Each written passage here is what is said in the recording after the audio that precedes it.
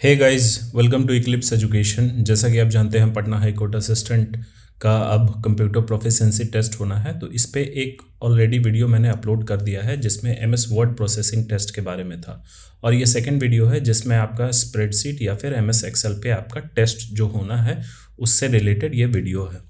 तो चलिए हम लोग इस वीडियो में देखते हैं एमएस एक्सेल में क्या पूछा जाएगा, किस तरीके के सवाल हो सकते हैं।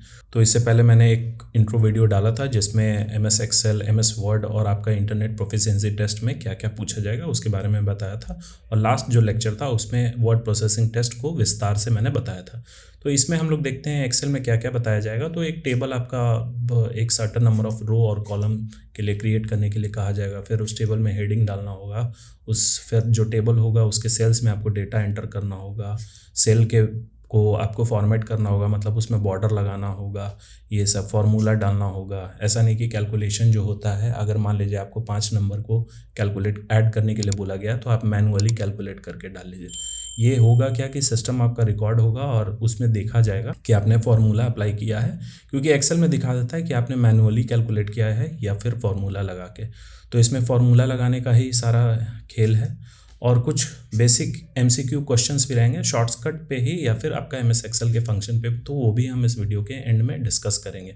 और एमएस वर्ड का भी एमसीक्यू लास्ट वीडियो में मैंने डिस्कस नहीं किया था, तो इसमें मैं डिस्कस करूँगा। चलिए हम लोग एक बार देख लेते हैं एक्सेल का सैम्पल पेपर कैसा रहेगा जो टेस्ट होने वाला है। एक नज़र हम लोग उस पर डाल लेते हैं। तो जैसे कि आप देख पा रहे हैं, ये एमएस एक्सेल स्प्रेडशीट टेस्ट है का पेपर है, सैम्पल पेपर है। इसमें क्या होगा, हो सकता है आपको कोई प्रिंटेड पेज मिले या फिर स्क्रीन पे रहे, ये तो लास्ट वीडियो में भी मैंने बताया था। इस तरीके का कुछ फॉर्मेट आपको दिया रहेगा, बोला जाएगा कि आप एमएस एक्सेल में इस तरीके का सेम आप डिज़ाइन बनाइए, ये टेबल बनाइए, और उसमें कुछ सर्टन टास्क दिए जाएंगे। जैसे ये टेबल है मार्कशीट ऑफ क्लास 10th का, इसमें आपका इतने नंबर ऑफ रोज़ और कॉलम्स हैं। तो हम लोग आगे देखेंगे कि रोज़ किसे बोला जाता है और कॉलम्स किसे बोला जाता है।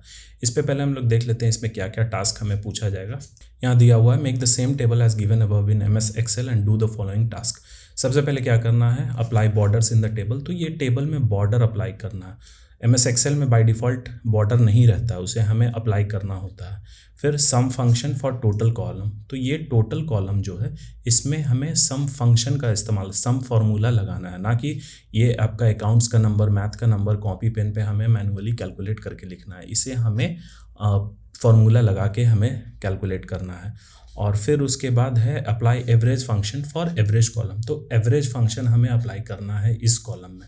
तो ये सब का जितना एडिशन होता है, एवरेज का हम लोग फार्मूला जानते हैं, जो भी टोटल नंबर ऑफ टर्म्स रहता है उसके addition by total number of terms.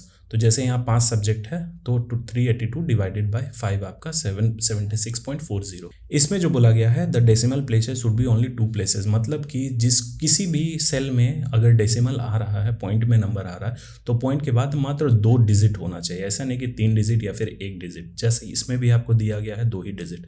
Question number 5 में बोला गया है, table content should be left aligned and table named centre aligned. यहाँ कहने का मतलब कि टेबल आपका 2 पार्ट में डिवाइडेड है। ये है आपका हेडिंग, और ये सीरियल नंबर से लेके यहाँ तक जो है आपका ये टेबल का कंटेंट है। तो टेबल जो कंटेंट है, serial number, name, roll number और उसके नीचे जो भी आपका डेटा दिया गया है, ये सब आपका लेफ्ट अलाइंड होना चाहिए। जैसा कि आप देख पा रहे हैं, इस सेल में सारे नंबर लेफ्ट साइड की ओर है, ये सेंटर हो गया, ये राइट साइड की तरफ अलाइंड रहेगा। ये सारे कंटेंट जो हैं वो लेफ्ट साइड की ओर अलाइंड होना चाहिए। आप देख सकते हैं सब लेफ्ट की ओर अलाइंड है। और फिर जो आपका हेडिंग है वो सेंटर अलाइंड होना चाहिए, ये बोला जाएगा। फिर एक थोड़ा सा एडवांस्ड है, मुझे लगा कि शायद ये पूछ सकता है, लेकिन फिर भी मैं इसे बता दूंगा। पूछना तो नहीं चाहिए, थोड़ा एडवांस्ड हो जाता है, लेकिन ये इंपॉर्टेंट है, आप जान लीजिए। Apply freeze panes to the entire row containing serial number, roll number, name etcetera. मतलब कि ये जो आपका रो है, serial number, name, roll number, accounts, इस रो पे आपका, इसके ऊपर के रो पे फ्रीज पैन, मतलब कि ये दोनों को, ये एक्सेल में जब हम लोग चलेंगे एक्सेल के इंटरफेस में, तब हमें समझ में आएगा फ्रीज पैन क्या होता है। तो चलिए हम लोग एक्सेल की तरफ बढ़ते हैं। उसके पहले थोड़ा सा एक जानकारी ले लेते हैं कि एक्सेल में आपका जो टेबल होता है उसमें रो और कॉलम किसे बोला जाता है। बहुत लोगों को इसमें कन्फ्यूजन होता है। तो ये एमएस एक्सेल का एक स्क्रीनशॉट है, एमएस एक्सेल के वर्कबुक का एक शीट का स्क्रीनशॉट है, उसमें आप देख सकते हैं। तो यहाँ जो A B C D ये सब आपका ऐसे होता है। जो ये रिप्रेजेंट करता है, ये कॉलम को रिप्रेजेंट करता है। जैसा आप यहाँ देख पा रहे हैं, एरो से मैंने डिनोट कर दिया। कॉलम जो होता है वो ABCDEF, ये कॉलम ABCDEF को रिप्रेजेंट करता है। और रो होता है वो इस तरीके से, जो भी ऐसे ऐसे दिया गया है ये रो होता है। तो रो हमेशा नंबर में रिप्रेजेंट किया जाता है, first row, second row, third row, fourth row, fifth row, इस तरीके से।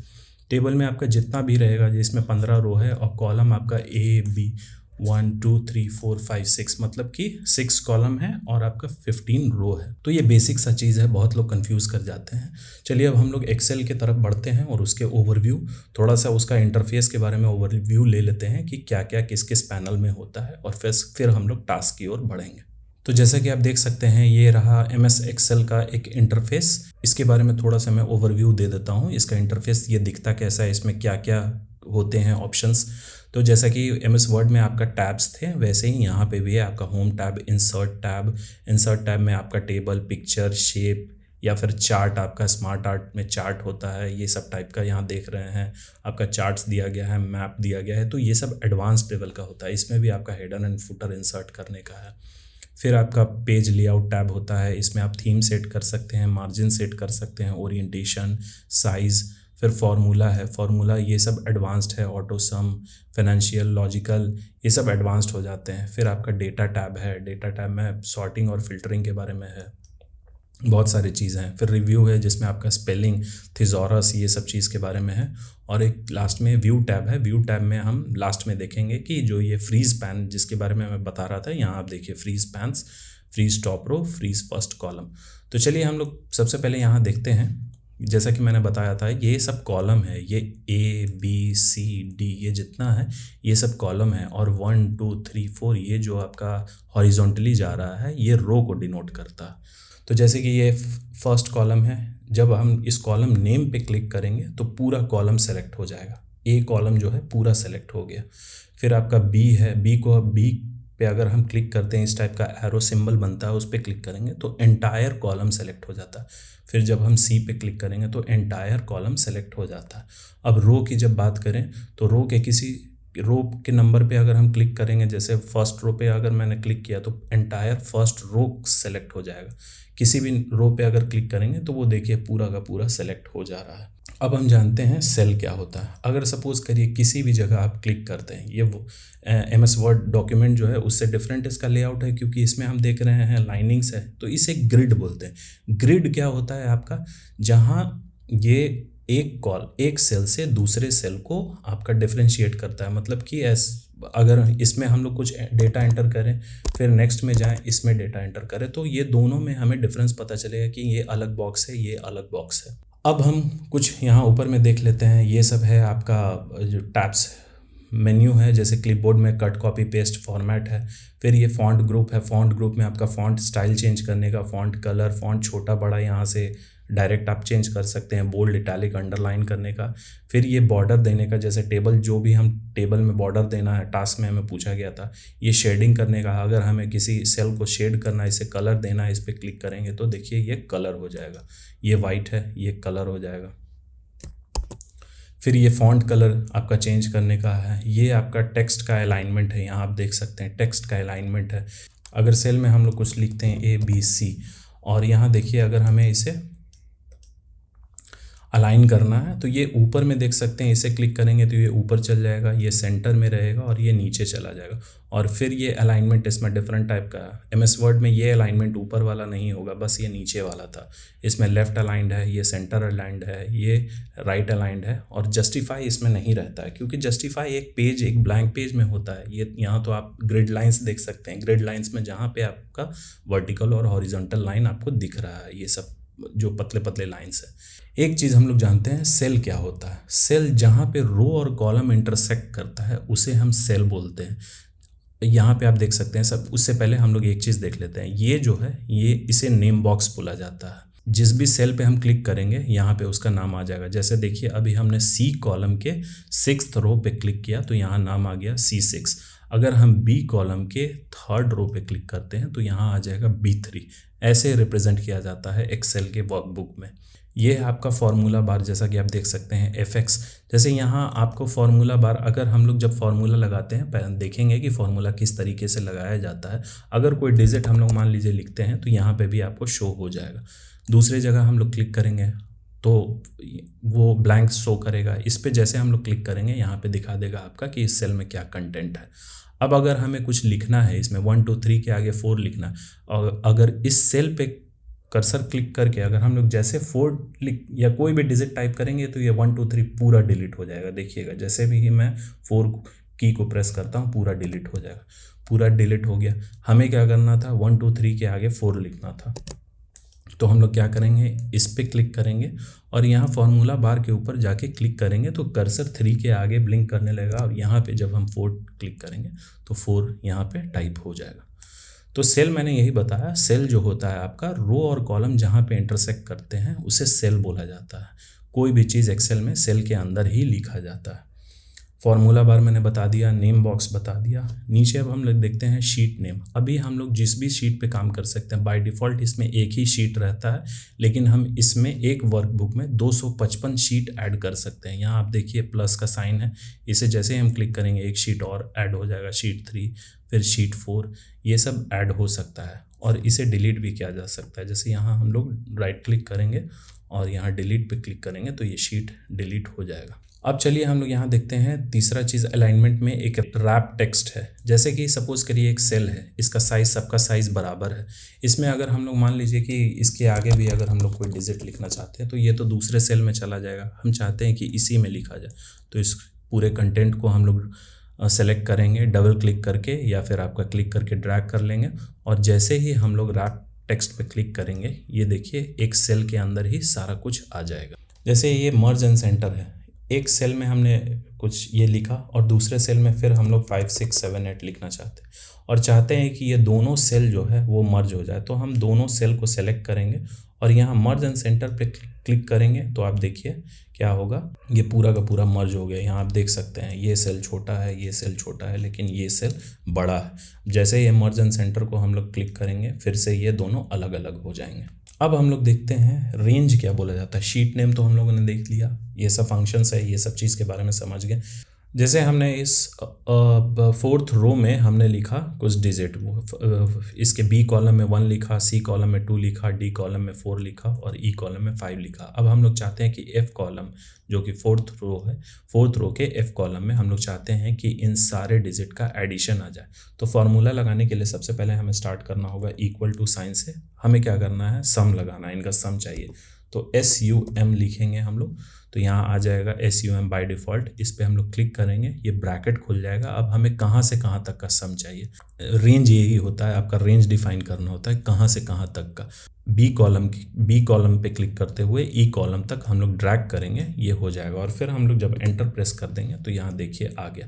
और इस पे जब हम लोग क्लिक करेंगे, यही आपका जो एग्जामिनेशन में है यहीं से मॉनिटरिंग होगा कि इसमें आपने फार्मूला लगाया है या फिर मैनुअली कैलकुलेट किया। अगर मैनुअली कैलकुलेट करके आप लोग यहाँ 12 लिख दीजिएगा तो देखिए दोनों सेल में डिफरेंस क्या है। इस सेल पे जब मैं क्लिक कर रहा हूँ एफ कॉलम के 4th रो पे तो यहाँ देखिए फार्मूला दिखा रहा है इक्वल टू सम B4 से लेके E4, मतलब B4 से लेके E4 तक का जो है आपका एडिशन यहाँ दिखा दिया, फार्मूला लगा हुआ है। और इस पे जब मैं क्लिक करूँगा, इसमें मैंने कोई फार्मूला नहीं लिखा है तो सिर्फ 12 लिखा रहा है। तो इसी तरीके से मॉनिटर होगा कि दोनों में क्या डिफरेंस है, फार्मूला लगा है या नहीं लगा है। तो हम लोग सैम्पल टास्क में देखा था हमने कि हमें सम लगाना है आपका टोटल जो कॉलम है उसमें, और एवरेज में एवरेज का फार्मूला लगाना। तो चलिए जब हम लोग टेबल बनाएंगे उसमें देखेंगे। एक चीज़ और हम लोग देखते हैं, सिलेक्शन रो और कॉलम का। जब हमें कोई रो और कॉलम को सेलेक्ट करना है, सपोज़ करिए एक लंबा चौड़ा रेंज को या फिर कोई टेबल को सेलेक्ट करना है, तो जहाँ से सेलेक्ट करना है वहाँ स्टार्ट जहाँ से करना है वहाँ पे हम लोग पहले कर्सर को ले जाएंगे, क्लिक करेंगे, फिर शिफ्ट प्रेस करेंगे और जहाँ तक हमें सेलेक्ट करना है, जैसे 12 तक हमें सेलेक्ट करना है तो यहाँ तक हम लोग प्रेस करेंगे शिफ्ट होल्ड किए हुए, तो देखिए ये ऑटोमेटिकली सेलेक्ट हो गया। अब हम लोग देखते हैं रो और कॉलम के साइज़ का एडजस्टमेंट। अगर हमें ये कॉलम को बड़ा करना है, सपोज करिए बी कॉलम को, जैसे ही ये कर्सर यहाँ पे ले जाएगा इस तरीके का हो जाएगा, इस तरीके का हो जाएगा। यहाँ पे हमें क्लिक करना है और जैसे ही हम लोग इसे लेफ़्ट या राइट की तरफ बढ़ाएंगे, देखिए कॉलम का साइज़, आपका बी कॉलम का साइज़ बढ़ गया, बाकी सब जैसा का तैसा है। अगर हम लोग चाहते हैं कोई कंटेंट हमने लिखा, सपोज करिए यहाँ हमने लिखा इतना बड़ा कंटेंट और ये इससे बड़ा हो रहा है, इस कॉलम से बड़ा हो रहा है, हम लोग चाहते हैं कि ये ऑटोमेटिकली इस कॉलम में फिट हो जाए, तो हम लोग डबल क्लिक करेंगे, यहाँ पे ले जाके इस पे डबल क्लिक करेंगे, क्लिक करके ड्रैग ना करके डबल क्लिक करेंगे, तो ये देखिए कॉलम का साइज़ खुद ब खुद डेटा के अकॉर्डिंग आपका साइज़ एडजस्ट कर लेगा। उसी तरीके का आपका रो का भी है, इसका साइज़ बड़ा करना, ये कर्सर जब इस तरीके का हो जाएगा, जब हम इसे नीचे की तरफ खींचेंगे तो ये देखिए इसका साइज़ बड़ा हो गया। अब ये फंक्शन हमें समझ में आएगा, ऊपर जो अलाइनमेंट था ये देखिए सेंटर की तरफ हो गया, ये टॉप की तरफ हो गया, ये बॉटम की तरफ हो गया। अब हम लोग चलिए जानते हैं एक सेल से दूसरे सेल में हमें कैसे जाना है। सपोज करिए हमने यहाँ 1 लिखा, अब हम चाहते हैं कि ये सी कॉलम में जाए, तो हम लोग एंटर नहीं प्रेस करेंगे, हम लोग प्रेस करेंगे टैब की जब प्रेस करेंगे तो ये दूसरे कॉलम में चला जाएगा। अब यहाँ हम लोग 2 लिखते हैं, फिर टैब प्रेस करेंगे, यहाँ पे हम लोग 3 लिखेंगे। अब हम चाहते हैं कि नीचे वाले रो में जाए, ये अभी 5th रो में है, हम चाहते हैं कि 6th रो में जाए, तो हम लोग एंटर प्रेस करेंगे, तो ये देखिए 6th रो में चला गया। यहाँ हम लोग 4 प्रेस करेंगे, फिर टैब प्रेस करेंगे तो ये नेक्स्ट कॉलम में जाएगा। 5 हमने लिखा, फिर उसके बाद चाहते हैं कि वो आगे ना जाके नीचे जाए, तो हम लोग एंटर प्रेस कर देंगे, एंटर प्रेस करेंगे तो ये नीचे जाएगा। जहाँ आपको कर्सर ले जाना है, जहाँ आप चाहते हैं कि वहाँ पे जाए, वहाँ पे डायरेक्टली भी ले जाके क्लिक कर सकते हैं, लेकिन जब डेटा एंट्री करना है तो उसमें आपका टैब और एंटर की का प्रेस करना होगा। टैब से आपका एक कॉलम से दूसरे कॉलम में शिफ्ट होगा और एंटर से आपका एक रो से दूसरे रो में शिफ्ट होगा। हमें जो टास्क दिया गया है इस तरीके का कि हमें एक ऐसा टेबल बनाना है एक्सेल के वर्कशीट में, और फिर उसके बाद उस पर कुछ हमें फॉर्मेटिंग करना। तो पहले टेबल को बनाते हैं, फिर उसके बाद हम लोग फॉर्मेटिंग करेंगे। तो टेबल बनाने का एक सबसे बेस्ट तरीका है ये है कि सबसे पहले हम लोग देखेंगे ये वाले कंटेंट जो serial number, name, roll number, accounts, ये सब है, क्योंकि ये मार्कशीट ऑफ क्लास 10 तो एक ही कंटेंट है, इसे ये सारे सेल को मर्ज किया हुआ है, तो हमें इसका साइज़ इसके अकॉर्डिंग होना चाहिए कि इसमें इतना इतना कंटेंट है। तो हम लोग देख लेते हैं कि इसमें कितने कॉलम्स हैं, 1 2 3 4 5 6 7 8 9 10, टोटल 10 कॉलम है। और रो जो है आपका ये एक ऊपर 2 3 4 5 6 7, तो ये टोटल 7 रो है और 10 कॉलम है। तो चलिए हम लोग सबसे पहले 10 कॉलम में हम लोग अपना डेटा एंटर करना शुरू करते हैं। इस वर्कशीट एरिया में आप कहीं भी डेटा एंटर कर सकते हैं, आप फर्स्ट कॉलम से भी शुरू कर सकते हैं, सेकंड कॉलम से भी, तो मैं जनरली सेकंड कॉलम से शुरू करता हूं। चलिए यहाँ से हम लोग शुरू करते हैं। सबसे पहला जो था वो आपका सीरियल नंबर था, फिर टैब प्रेस करेंगे, दूसरा है आपका नेम, तीसरा है आपका रोल नंबर, चौथा आपका सब्जेक्ट यहाँ से शुरू हो रहा था अकाउंट्स, मैथ्स के बाद आपका इंग्लिश, फिर इकोनॉमिक्स, फिर बिजनेस स्टडीज था,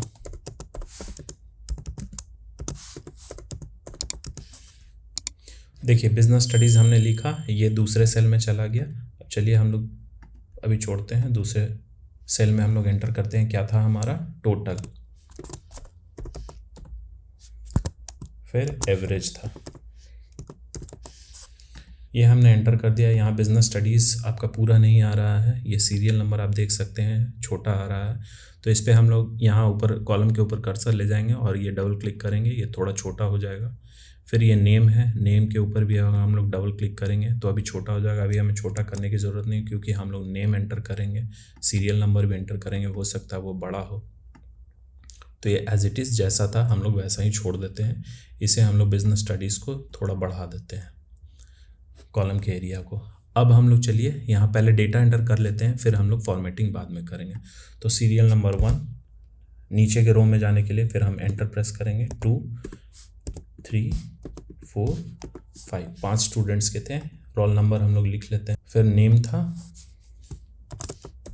ये नेम हमने लिख लिया। फिर अब रोल नंबर हम लोग एंटर करते हैं, तो 5 4 3 2 1 ये पहला था। ये डेटा मैं एंटर कर दे रहा हूँ ताकि टाइम आपका बचे और वीडियो ज़्यादा लंबा ना हो, इसलिए मैं डेटा बस एंटर कर ले रहा हूँ। उसके बाद फिर एंट्री फॉर्मेटिंग करना हम लोग देखेंगे। तो ये डेटा मैंने एंटर कर लिया है। अब हम लोग ये टोटल और एवरेज को थोड़ी देर बाद देखते हैं। पहले हम लोग इसे हेडिंग हमें दे देते हैं जो कि था मार्कशीट ऑफ क्लास 10th। तो हम सबसे पहले हम लोग देखेंगे कि कहाँ से कहाँ तक हमारा शुरू हो रहा है। तो बी कॉलम से लेके आपका ये के कॉलम तक है। तो इसे हम लोग सेलेक्ट कर लेते हैं, इतना दूर के रेंज को हमने सेलेक्ट कर लिया। और ये मर्ज एंड सेंटर प्लेस जैसे हम लोग क्लिक करेंगे तो ये देखिए एक सेल में कन्वर्ट हो जाएगा, ये हो गया। अब हमें इसे इसमें लिख देना है, मैंने इसमें लिख दिया मार्कशीट ऑफ क्लास 10th। इस टेबल में अभी हमारा कोई बॉर्डर नहीं लगा हुआ है, ये सब हम लोग लगाएंगे जब फॉर्मेटिंग करेंगे। तो ये लिख दिया मैंने। अब हमें इसे क्या करना है, चलिए हम लोग हेडिंग को पहले एडिट करते हैं। तो हेडिंग जो है वो सेंटर में था और इसका साइज़ बड़ा था, तो सबसे पहले हम लोग साइज़ थोड़ा बड़ा करते हैं, देखते हैं। हाँ 20 ठीक है। और इसमें शेडिंग जो था वो येलो कलर में था, आपका इस टाइप का कलर था, तो ये हमने कर लिया। इसे बोल्ड कर देते हैं, सेंटर्ड अलाइंड है। अभी बॉर्डर नहीं लगा हुआ, यहाँ देख सकते हैं बॉर्डर नहीं लगा हुआ है। अब हम लोग इस नीचे वाले सेल को ये करते हैं, एडिट करते हैं।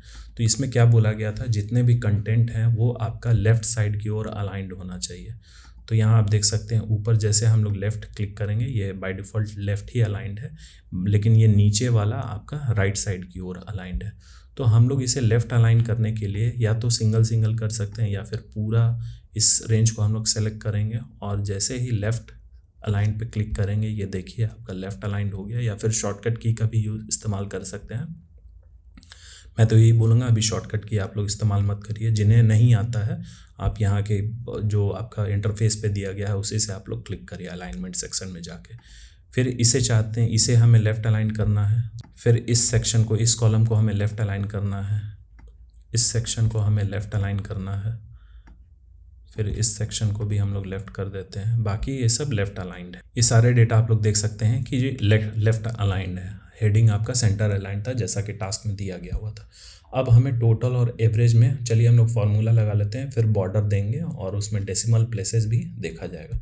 तो टोटल हमें क्या करना है, इन सब्जेक्ट्स का टोटल इसमें लिखना है। चलिए अब हम लोग टोटल में फार्मूला लगाते हैं।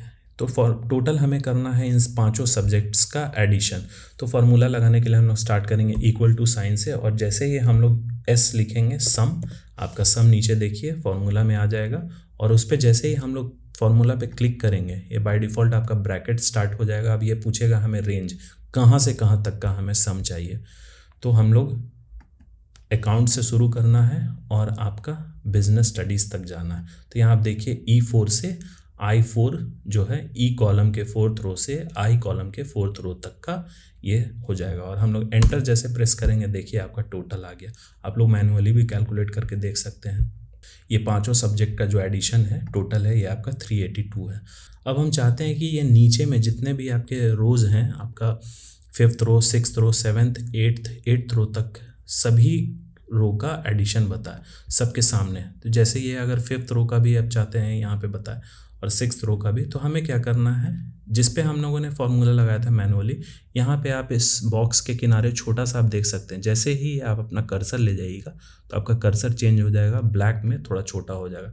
उस पर क्लिक करते हुए हमें ड्रैग नीचे कर देना जहाँ तक हमें फार्मूला लगाना है और फिर छोड़ देना।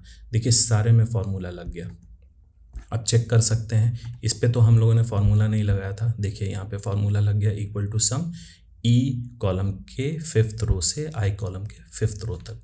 अब दूसरे में भी हम लोग लास्ट में भी चेक करते हैं। यहाँ पे जैसे हम लोग क्लिक करेंगे देखिए equal to sum E column के 8th रो से आपका I कॉलम के 8th रो तक फार्मूला लग गया है सम का, टोटल सम का।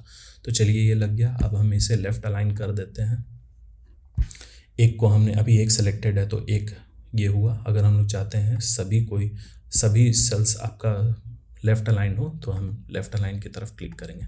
अब हमें एवरेज का लगाना। तो एवरेज कैसे निकलता है, आपका जो भी टोटल सम है bye total number of terms. तो यहाँ टोटल सब्जेक्ट कितने हैं 5, तो इस टोटल को हम 5 से डिवाइड कर देंगे।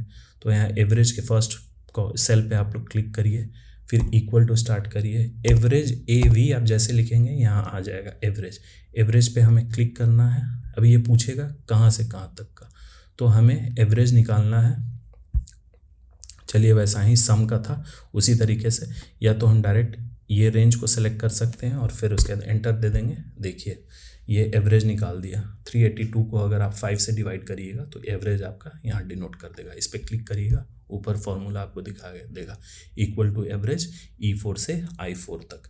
अब हम सारे सेल में नीचे भी हमें देना है, तो ये साइन जब कर्सर का बन जाए इसे हम लोग ड्रैग कर देंगे जहाँ तक हमें देना।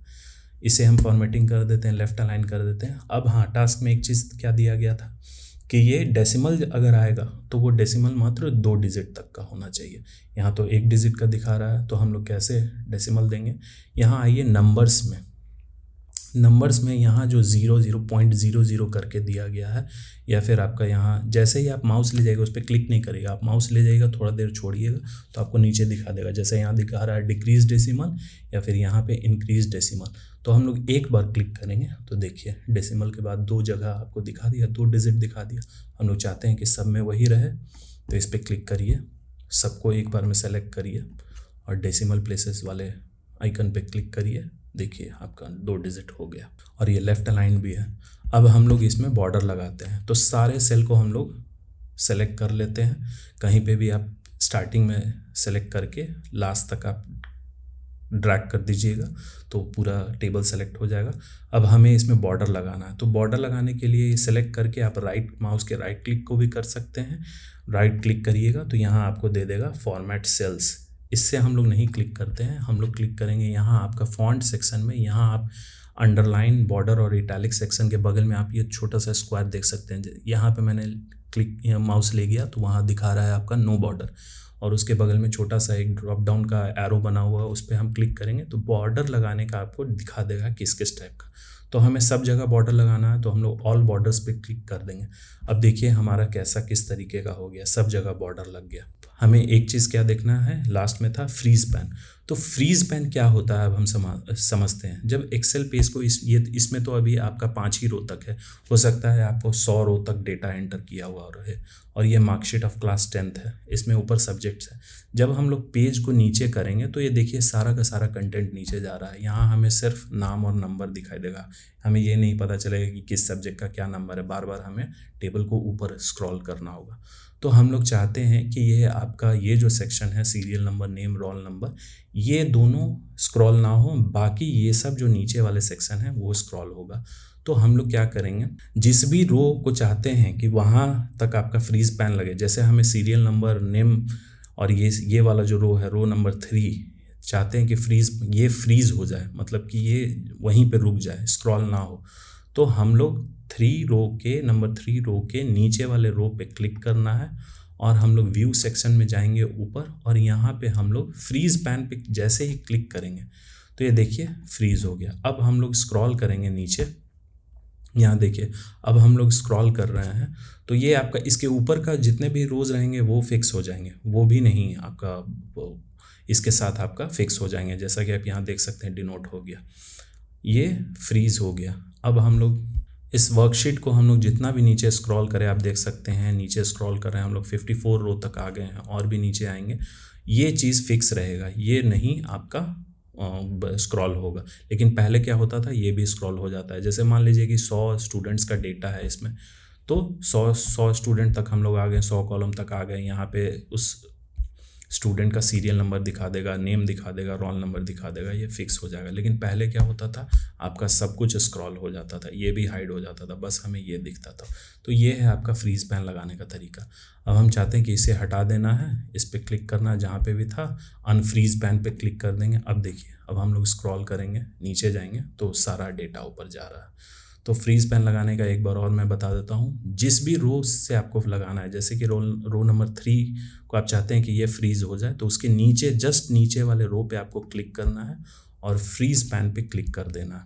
तो चलिए जो भी टास्क हमें दिया गया था वो हम लोगों ने कंप्लीट कर लिया है, और टास्क के अकॉर्डिंग हम लोगों ने ये देख लिया एक्सेल में कैसे कैसे काम किया जाएगा, सारा फॉर्मेटिंग। अगर आपको नहीं समझ में आए तो वीडियो 1-2 बार आप लोग देख लीजिएगा, और इसका जो सैम्पल पेपर है वो डिस्क्रिप्शन में मैं अटैच कर दूंगा, वहाँ से डाउनलोड करके आप देख सकते हैं। अब हम लोग चलते हैं, जो मैंने बोला था कि हो सकता है कुछ MCQ भी पूछा जाए, तो 4-5 MCQ रहेगा, क्योंकि 10 नंबर का ही है, तो इसमें बहुत ज़्यादा परेशान होने की बात नहीं है। ये बेसिक ही मैंने MCQ बनाया है जो आपको काम देगा।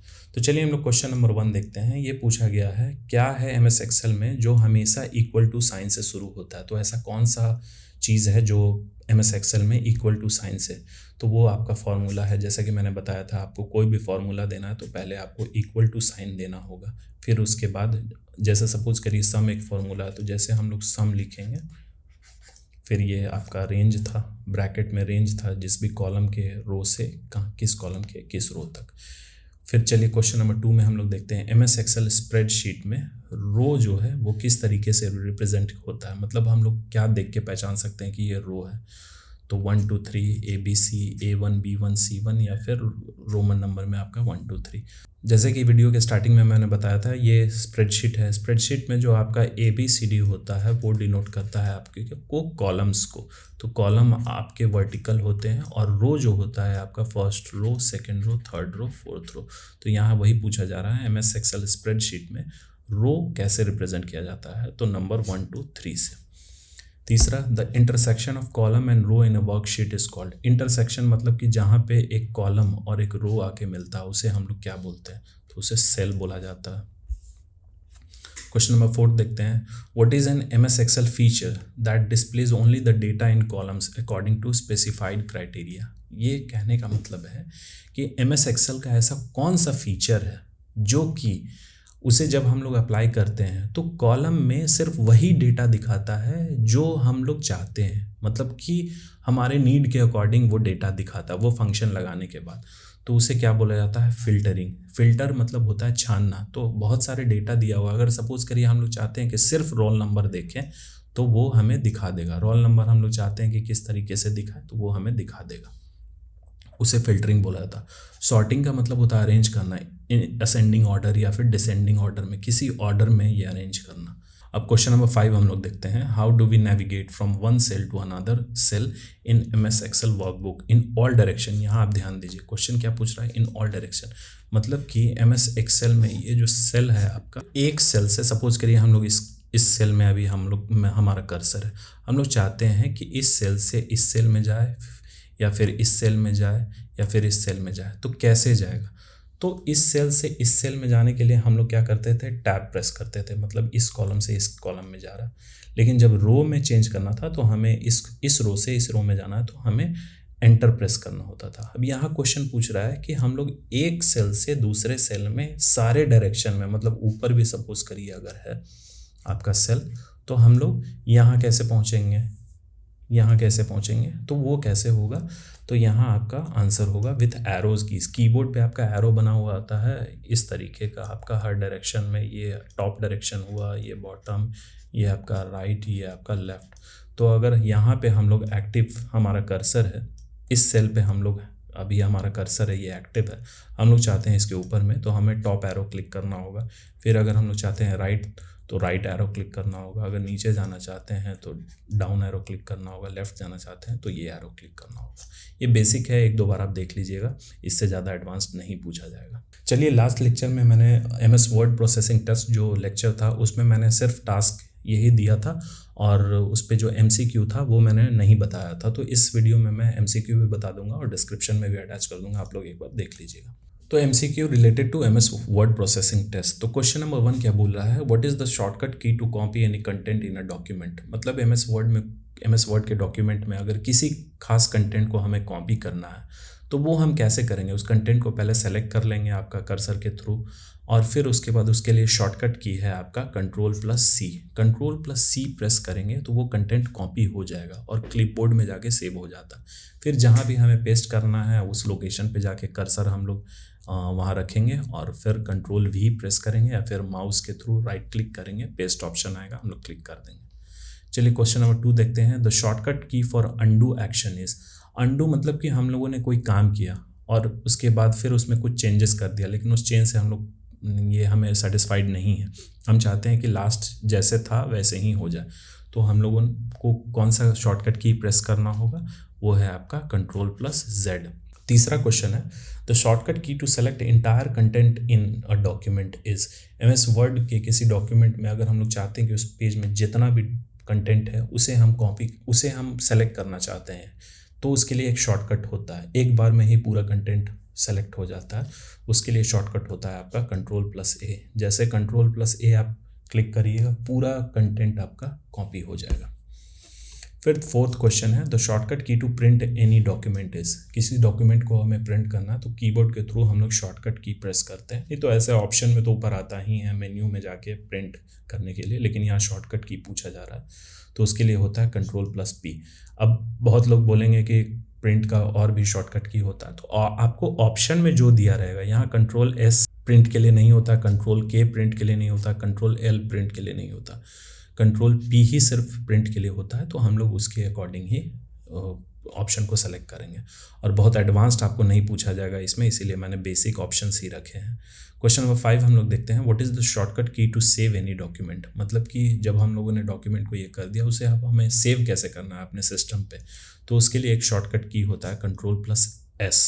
तो कंट्रोल+S हम लोग जैसे प्रेस करेंगे, एक पॉपअप बॉक्स खुल जाएगा, वो हमें पूछेगा कि कहाँ पे हम लोग सेव करना चाहते हैं, किस लोकेशन पे सेव करना चाहते हैं। तो वो कंट्रोल+S एक शॉर्टकट की है।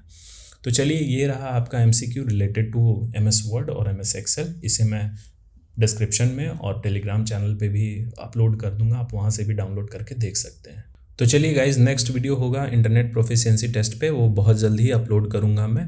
और हम कंप्यूटर की एक सीरीज़ हमारे चैनल पे स्टार्ट हो गई है, प्लेलिस्ट सेक्शन में आप जाके वहाँ से देख सकते हैं। और हमारे चैनल को सब्सक्राइब, शेयर और लाइक करना ना भूलें। So thank you.